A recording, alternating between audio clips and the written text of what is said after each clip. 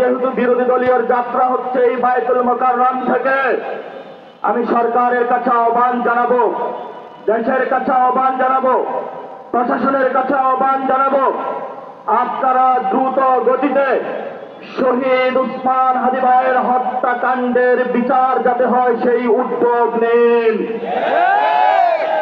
আমাদেরকে এতদিন বলা হয়েছে বিচার এবং নির্বাচন মুখোমুখি দাঁড় করাবেন না।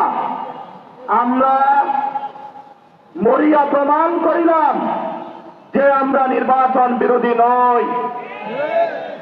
এখন সময় এসেছে শহীদ উসমান হাদী ভাইয়ের হত্যাকাণ্ডের বিচার করতে হবে। তৎকালীন সময়ে সংস্কারের নিয়ে বলা হয়েছিল, সংস্কার এবং নির্বাচন বিরোধী করার চেষ্টা চালানো হয়েছিল, ট্যাগ দেওয়া হয়েছিল ওরা নির্বাচন চায় না।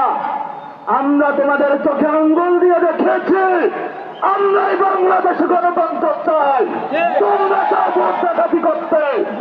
এখন সময় এসেছে, কোন নয় ছয় চলবে না। সংস্কারে জনগণের যে হাতে ম্যান্ডেট দিয়েছে দ্রুত বাস্তবায়ন করতে হবে। সাথে সাথে বাংলাদেশে সন্ত্রাস, চাঁদাবাজি, দখলদারিত্ব বন্ধ করার উদ্যোগ নিতে হবে এবং নির্বাচনের আগে আমরা এই বায়তুল মুকাররমে দাঁড়িয়ে একটি প্রটেস্ট করেছিলাম। ভোট ডাকাতির জন্য আমাদের জামাত ইসলামের এক ভাইকে খুন করা হয়েছিল।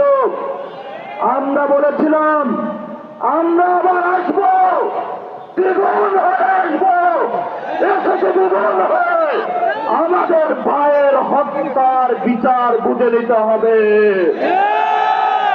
রাজপথ সংগ্রাম জারি রাখতে হবে।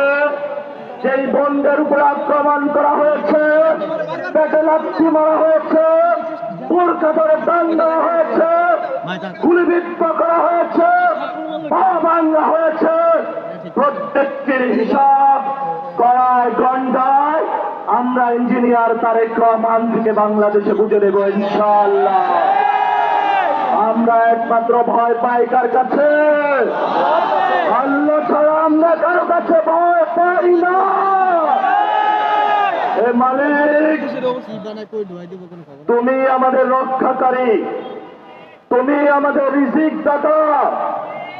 যারা এই বাংলাদেশে জনগণ 17 বছর অপেক্ষা করেছিল, আমাদের অধিকার ছিনিয়ে নিয়েছে, হত্যাকারীর মাধ্যমে ভাইদেরকে হত্যা করেছে। আসল মালিক